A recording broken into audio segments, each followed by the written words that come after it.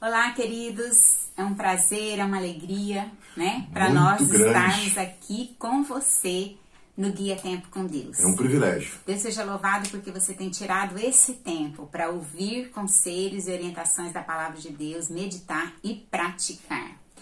E nós queremos começar com um texto, o Rubem vai estar lendo para nós, que fala sobre filhos, porque nós estamos trabalhando a temática de relacionamento com sogro, com sogra, com os pais, após o casamento.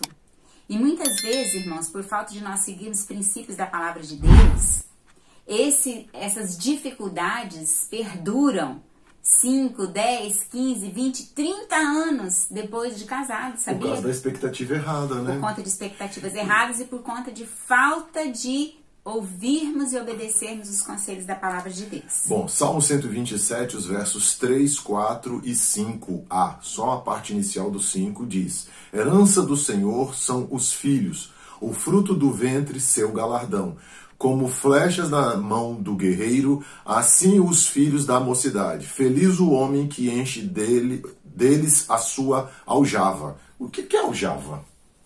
Tchararã. Eis aqui, nós temos uma ilustração, né, de uma pequena aljava, aqui as flechas.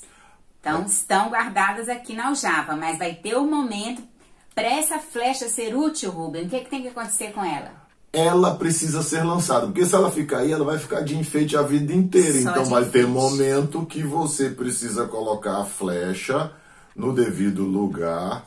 Eu tô precisando de treinamento para isso, Um pouco de Jaquebete. lado, pra eles verem. Então, olha só para você ver lá, colocando a flecha. Pequeno arco. Ó, e agora vou puxar nesse pequeno arco para soltar. Preferencialmente, não posso ferir minha esposa para fazer isso, né? E no texto bíblico, a ilustração que está sendo usada é que os filhos são como flechas. Agora, tem papaizinho, mamãezinha, que não querem que os filhos saiam da aljava.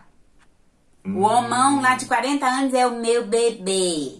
A princesinha de 50 anos está debaixo da asa da mamãe. Ou às vezes se casa, mesmo assim os pais, o sogro e a sogra querem continuar mandando, interferindo e administrando aquele outro núcleo familiar. Então quer dizer que não lançou as flechas. Não lançou. Porque ali o texto está dizendo como, olha só que coisa interessante, Joquebede, como flechas na mão do guerreiro, assim os filhos da mocidade. Um guerreiro não pega em flecha para enfeite. As flechas não ficam com ele de enfeite. Ele as lança. E o outro detalhe importante, irmãos, é o seguinte: nós sabemos que a partir do momento que um casal se une em matrimônio, que eles têm filhos, nós temos a fase da infância, a fase da adolescência, para investirmos tudo que nós temos, podemos, sabemos nessas vidas. Para que depois, quando chegar na fase da juventude e ele casar, você não fique com a consciência pesada e não fique tentando tapar os buracos que você não tapou enquanto eles estavam debaixo do seu controle. Exatamente. Na hora de lançar a flecha, você tem que lançar, confiar, acreditar que Deus é que vai dar o direcionamento, mas que você instruiu, ganhou para Jesus, discipulou, investiu, passou princípios, passou valores. Isso quer dizer que quem lança a flecha não fecha os dois olhos e lança, não. Ele tem que saber qual é o alvo que ele tem. Então, eu preciso ter alvos com os meus filhos de tal maneira que depois que eles casarem, eu entenda que eu cumpri a minha parte da missão. É lógico, eu não vou abandonar meus filhos e dizer da agora em diante não quero mais nada com vocês. Ao contrário, mas eu vou entender que aquele controle maior já não está nas minhas mãos, que eu sou um coadjuvante da história daquele filho. E no caso, se é um filho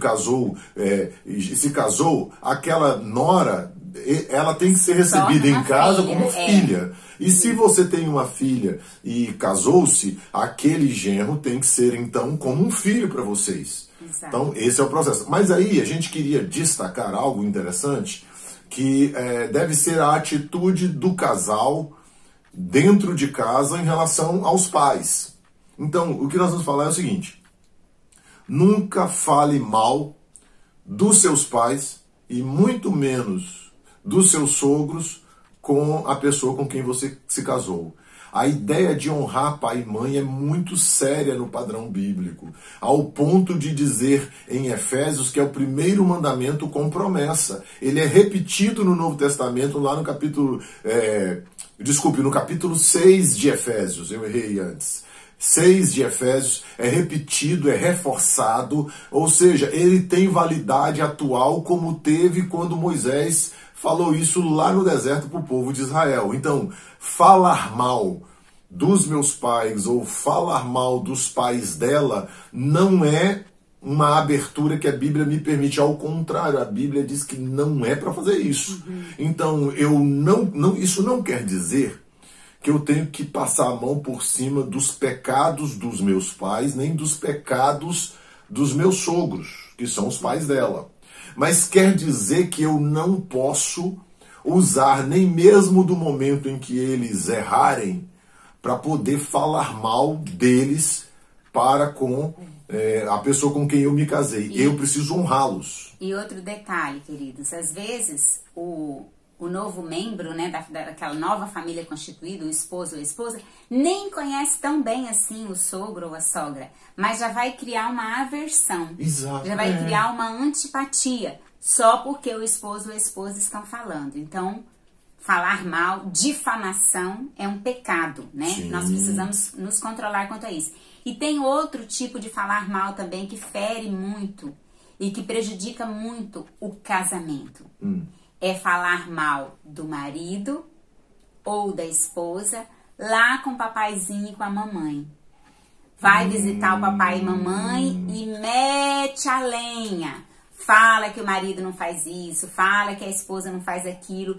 Isso gera conflitos familiares. Porque isso vai, inclusive, colocar os sogros em alerta e contra a outra pessoa. O genro ou a nora. Isso, ou a nora também. Exato. Então, isso é muito complicado. A gente tem que entender que não é que a gente tem que esconder os erros de dentro da nossa família. Mas eu não devo ser aquela... Vira e mexe, estou lá contando os podres do outro. Porque o que a gente ouvindo, tem que né? aprender? Amadurecer e sentar o casal para resolver as diferenças. Ah, então não basta só ficar de boca calada com os sogros e com os pais. Tem que orar e tem que conversar com a própria pessoa. A famosa DR. Exatamente. Discutir o relacionamento. Conversar, orar, falar, querido, eu tinha essa expectativa no nosso casamento sobre você. Eu gostaria que nós fizéssemos isso. Eu te peço, por favor, que você se esforce para mudar essa ou aquela atitude. Isso é sinal de maturidade, isso vai trazer saúde para o casamento. A gente tem que intencionalmente correr atrás disso. E nos vigiarmos, só um pouquinho, nos vigiarmos pra gente não ficar falando mal do esposo. Ah, ele não fecha a tampa do vaso. Ah, ele chega do trabalho, joga a roupa suja, vai tirando a roupa e jogando pela casa fora. Fale pra ele. Não adianta você falar pro sogro, pra sogra, pro papai e pra mamãe. Tem que falar pra ele, pra que haja um reconhecimento e mudança de atitude. Isso é fundamental no nosso relacionamento conjugal. Sim, muito bem. Mas eu queria só lembrar algo pra nós. Quando você for falar alguma coisa de atitude errada do outro, por favor, tenha um embasamento bíblico, trate a outra pessoa com amor, não seja cruel na maneira de falar, sabe por quê? O grande objetivo é ganhar a outra pessoa para que ela seja melhor, não é para destruí-la. Eu não posso falar a verdade ser cruel. em amor. Eu não a palavra nos posso diz. Eu não posso ser cruel com a outra pessoa. Ah, mas já não estou aguentando mais. Então você está precisando do fruto do Espírito, mas não seja cruel com a outra pessoa. Isso. Simplesmente fale a verdade em amor em e oração. Mostre que o padrão bíblico precisa ser seguido. Exatamente. Para vocês dois, tá? E por último, queridos, nós queremos deixar o seguinte conselho também.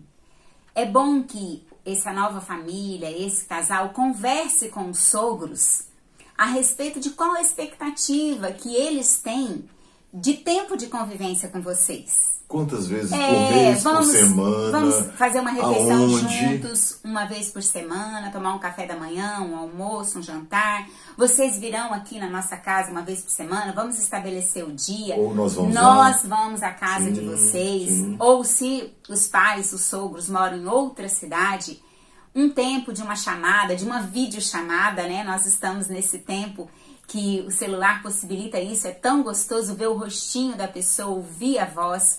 Então, deem atenção a isso, valorizem isso e conversem.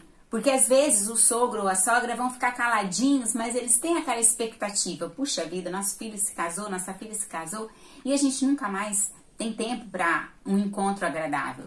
Então, sentem e conversem isso, ok? Quem sabe também, no tempo certo, achar um período em que vocês possam fazer uma visita, mesmo que eles morem em outra cidade muito longe, organiza o orçamento familiar para fazer uma visita de tal forma que você demonstre respeito, honra e carinho pelos sogros ou pelos pais. Que Deus abençoe a sua vida, fortaleça. Se você tiver alguma coisa que queira conversar conosco, nós estamos à disposição. Coloque aí as suas observações e faça contato conosco. Deus abençoe. Curta e compartilhe esse vídeo. Isso. Deus abençoe.